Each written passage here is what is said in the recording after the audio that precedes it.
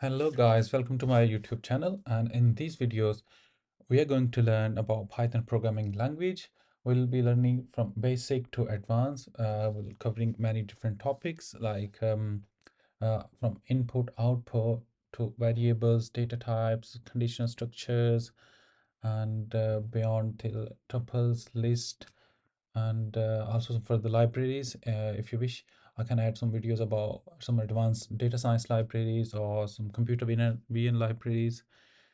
Let's actually dive into the slides, and just a little bit about me. I self-classify as a seasoned software engineer with over 4 years of development experience, and I also have been working as computing lecturer. During my professional journey, I've worked across many different tech stacks, which includes Python.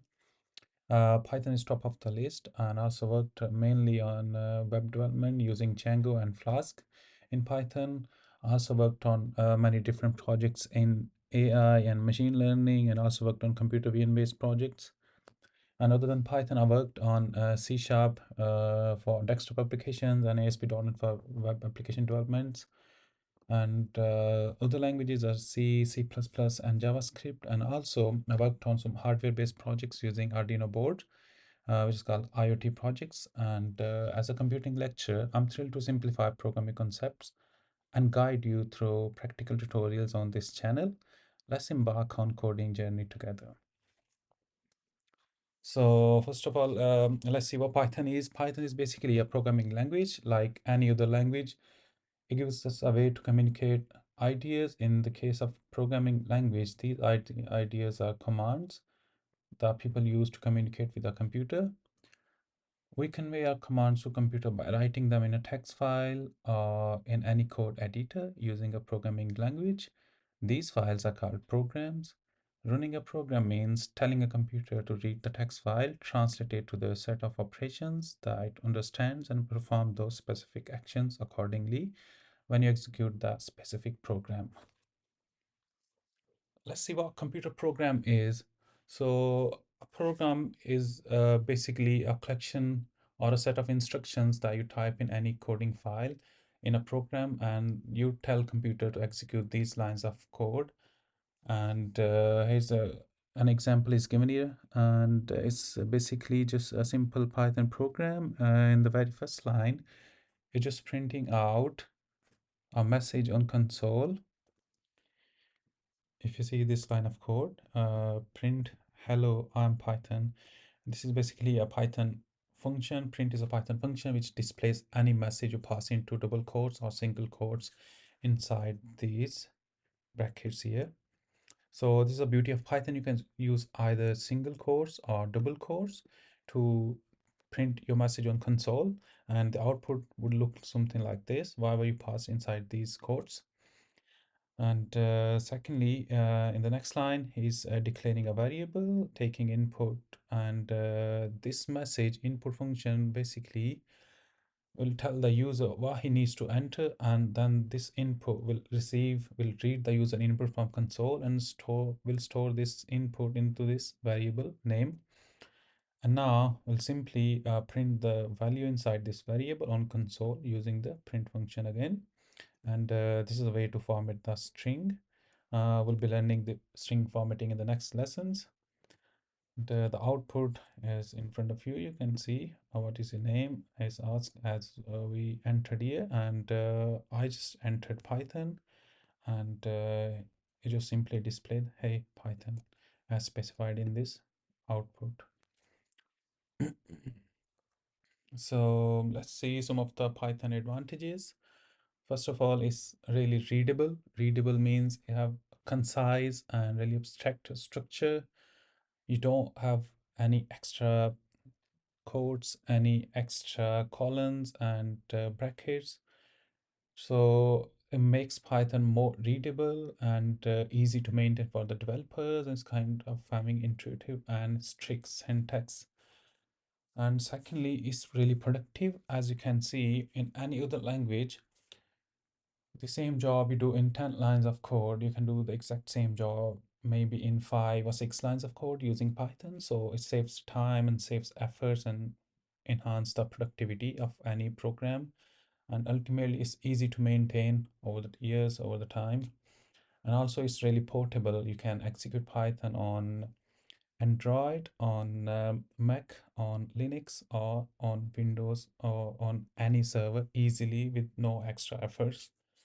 Last but not least, Reloaded. It comes with many different libraries. It goes specific libraries for computer vision, some specific libraries for AI and machine learning, and specific libraries for data science, and there's much more to learn. And let's explore in very next lessons. Okay, so this is another interesting thing. Might be you have this question in your mind where you can use a Python. So in the very first place, we can use Python for web development, and the frameworks that we can use to develop websites in Python are Django and Flask here. And secondly, we can use Python for data analysis, and we got some different libraries to perform data analysis, some visualizations, and these libraries are NumPy, which is really popular library, one of the popular libraries in Python that you use to handle the numerical data or any data set.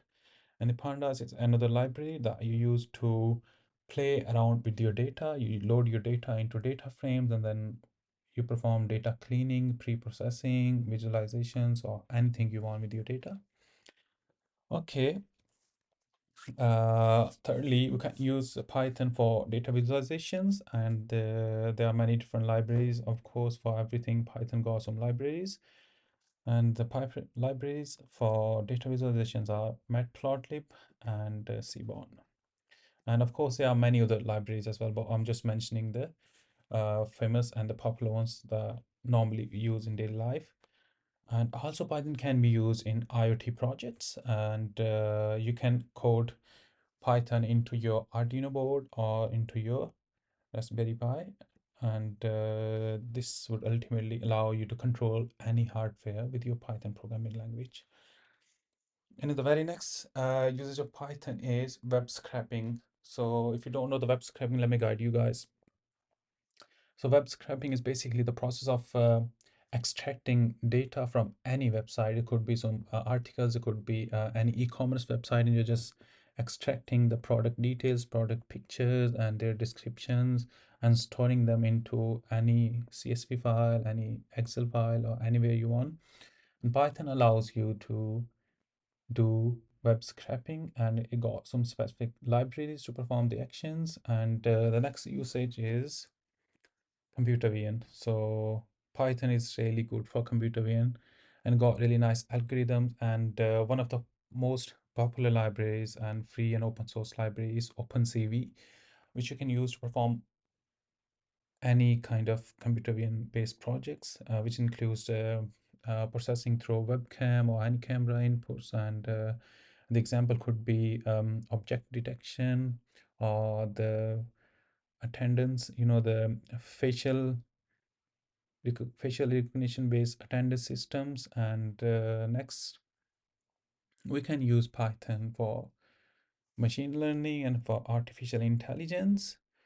And there are immense amount of libraries. There are many different libraries for performing machine learning in Python, and the libraries, some of the popular libraries are scikit-learn, NLTK, which stands for Natural Language Toolkit, and we can use Natural Language Toolkit to process the human speech, process the text, and produce the output accordingly. Just like ChatGPT, he processes the user input and perform some pre-processing on using the natural language toolkits. And TensorFlow is another popular library for machine learning, and you can explore much on internet.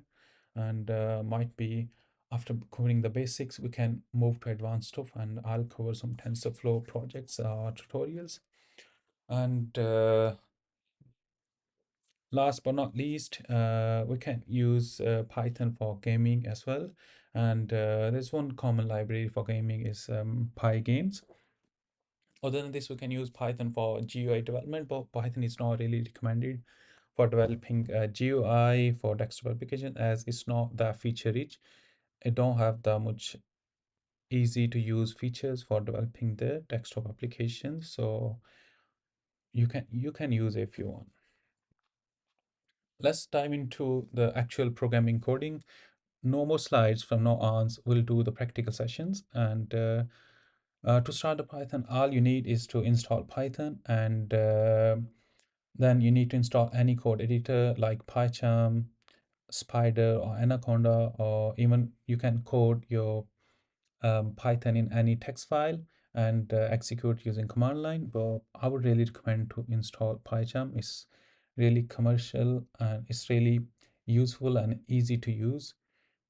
But I would recommend to use PyCharm because it's really easy to use for Python and specifically designed for Python.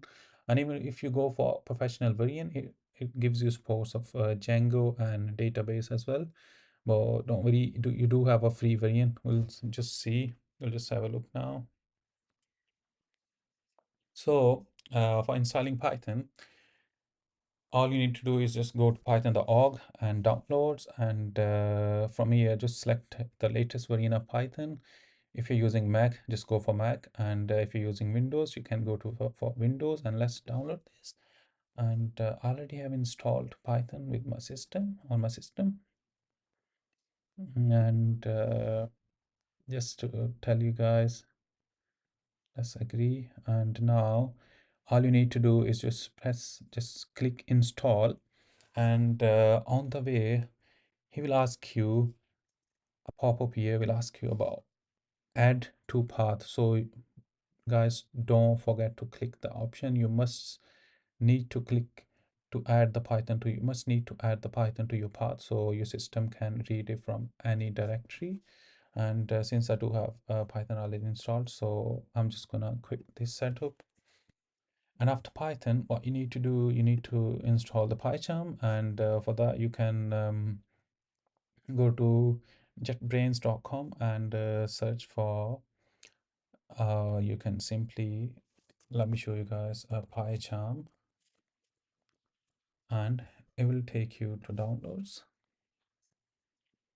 And from here we don't need professional variant because it's paid and comes with just 1 month trial variant, so we really don't need this. Community variant is more than enough for you as a beginner.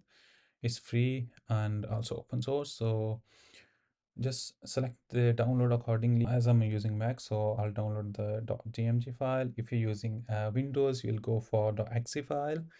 And after downloading, you just need to simply follow the installation wizard. So it's not like something hard to do, so it would be easier for you to install the PyCharm. And once you install the PyCharm, if you open it, you will see something like this on your screen. And let's create a new project.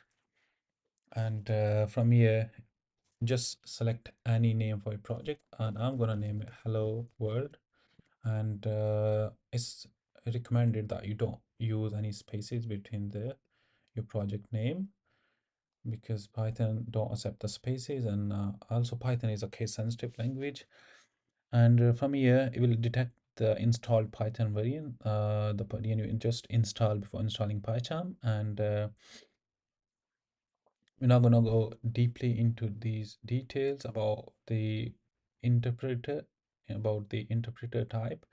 So at the moment we're going to create some project virtual environment, which is already selected by default. So just leave these options as default and select create. Okay, so we just created our very first program, which is called Hello World. And you just got one folder so far, and which is virtual environment for your Python program. And we'll discuss virtual environment in next lessons. It's basically just like a replica of the installed Python. And virtual environment basically serves best if you need to install different libraries for specific projects, and you don't, at the same time, you don't want to disturb the already installed libraries in your default Python, which is installed in system. So you just create a virtual environment for separate libraries, but you don't need to go into the details. Just right click and create main, just name any Just create a file which is called main.py, and let's execute very first line of code in Python, which is print and quotes hello world. And now just right click and run, and there you go, that's your output. Thank you so much, guys. This was your very first lesson, and in the next lesson we'll covering the basic topics like variables, data types, inputs and outputs.